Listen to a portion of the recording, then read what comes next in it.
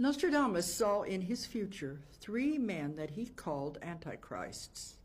One was Napoleon, the second one was Hitler, and the third one is the one that is to come, who is said to be the worst of all because he will learn from the mistakes of the others.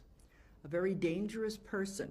He didn't like the term antichrist. He said it was a Christian term and it was not exactly what he meant. But he said if you think of Christ as representing people, humanity, then antichrist is someone who does terrible things against humanity, against people. And it can be the type of personality like Genghis Khan or Attila the Hun, the type that doesn't care anything about what it's doing, it only wants power. So this is what he meant by an antichrist. But the third one, he gave us a great deal of information about him because he wanted us to do something to stop the man.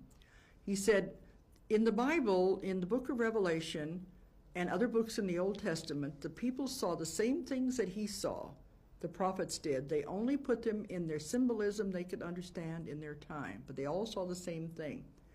And that the man he refers to as the Antichrist is the number 666 in the book of Revelation, called the beast.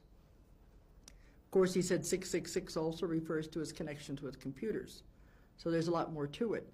But he has been predicted as far back as Bible times. So he said he has a destiny to fulfill.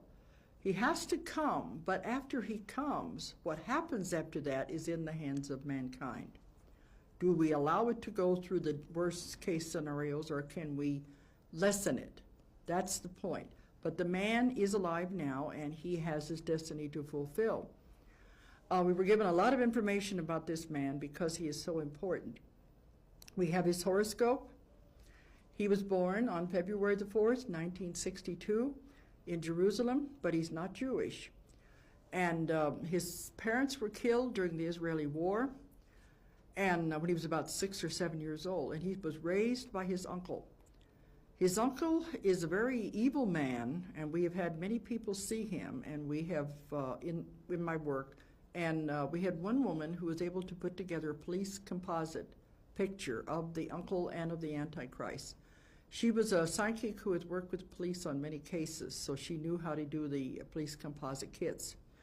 But the uncle took the young boy and was raising him as his own. What the young boy doesn't know was that the uncle had his parents killed, so he could have him for his own. And he has gotten together a very powerful group of rich Arabs in the Middle East, and they've been taking care of this young boy and grooming him for the role he is to take. It's a very powerful group of people that control everything that happens in the Middle East. They're the puppet masters behind the scenes. Nostradamus said, by the time 7 puppets arise in the Middle East, you will realize what is happening, that they are not the real leaders of the countries, but they are the puppets being manipulated by the puppet masters behind the scenes.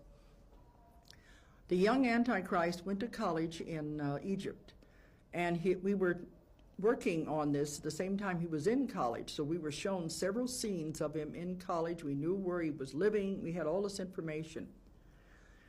His main courses that he took were economics, philosophy, and computers. The computers were going to be very important in his future that he was planning.